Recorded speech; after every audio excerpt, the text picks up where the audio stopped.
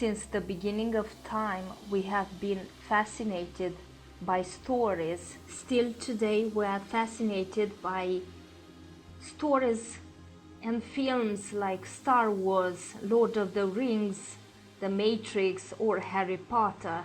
Why is that? To answer this question, we have to go back to the most famous mythologist, Joseph Campbell.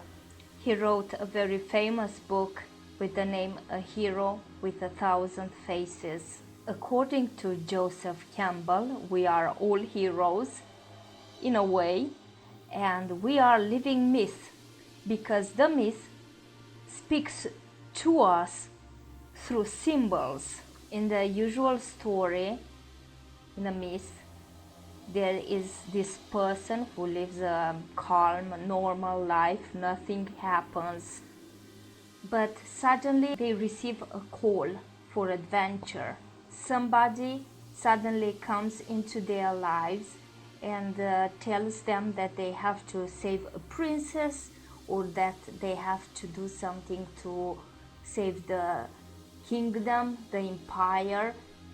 But sometimes they find themselves suddenly in the new situation and they have to save themselves. These stories are universal, they have the same theme. Here's when it gets interesting, because Campbell says that the same themes can be found in human beings' life, in everybody's life. The stories of every human life is in fact the story of the hero. We are all heroes. One of the most heroic acts is a mother giving birth to a child. Giving birth to a child forces her to mature and begin a whole new journey in life, having now another soul to take care of. The newborn baby is also a hero because he changes environment, he becomes self-sustaining, and we go through similar changes, kind of big changes, throughout the rest of our lives. We begin school at a certain age, and throughout our lives we go through these psychological processes that changes us. Later on we go through puberty, we find our first job, we move from our parents' homes for the first time, we marry, separate, have our own kids, and so on. Every time we go through these changes, we go through a death and a resurrection, and that resonates very well to what happens to the heroes in our stories. They often die and come back to life again, and that is the process of change. And of course there is not something very extraordinary about what I have been talking about so far, because we have to go through these changes because we are the part of a culture and a system. So in fact society has these changes embedded in itself, and we have to go through them because it's the normal development in life. And we live pretty normal lives, most of us anyway, and we adjust to certain rules, certain expectations coming from society, from others. And there comes a day in our lives when we are totally unhappy with our lives, and we blame the system, we blame everyone else. What can we do in order to change the system? Do we have to be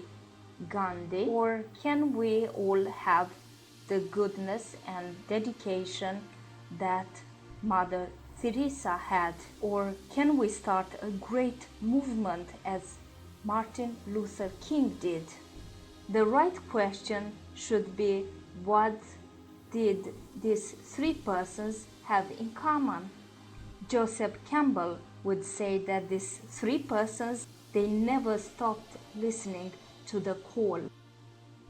They followed their own bliss, and by saving themselves, they saved the whole world and everyone else.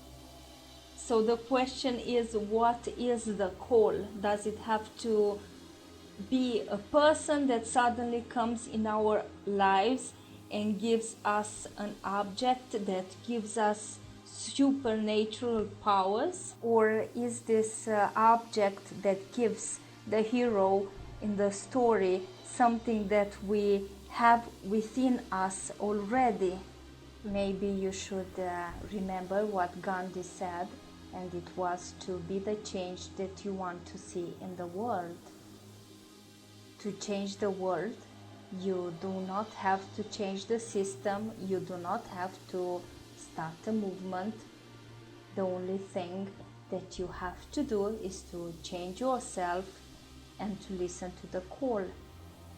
This idea is not new, because both Freud and Jung had similar ideas that by transforming your psyche, you can transform society, culture, work relationships, family structures.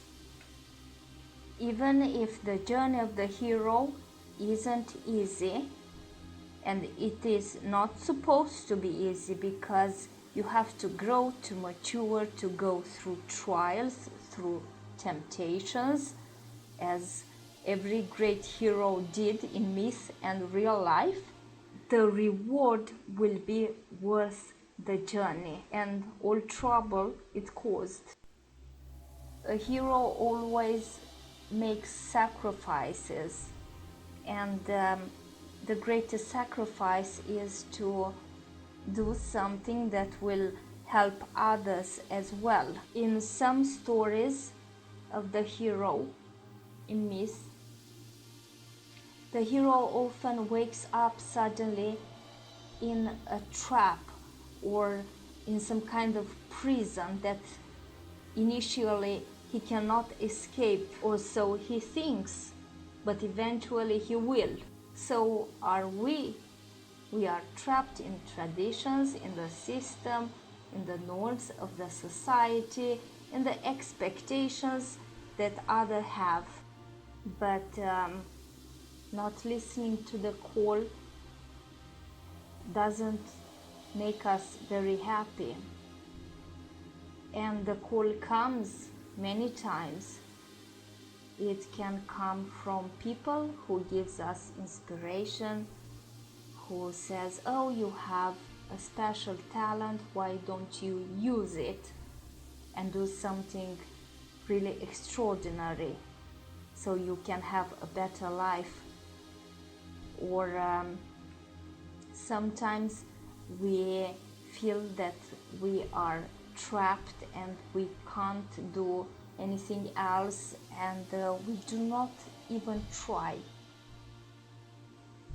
The call also comes from memories from the past, and that's when we remember our dreams, when we say, oh, that's I wanted to do when I was young, that was my biggest dream, but eventually I forgot it. Sometimes the call comes all of the sudden when we see something going on like an injustice, and we say nothing. We simply shut up and pretend that we do not see it happen. And we learn to close our eyes simply and live with that feeling of remorse. You will have to live with the sentiment that you could have done something, but you didn't. And it is that very sudden instinct, that very sudden feeling, that very sudden insight that has the power to transform your existence from a very normal one to an adventure. The same principle can, of course, be applied to everything else in life. The choice of your career, how you want your marriage to be, how you want to live your life, what you want to work with, and following simply your dreams and fulfilling them. And in doing that, you save yourself and you save everyone else, and you affect the system and change it. Be the change that you want to see in the world.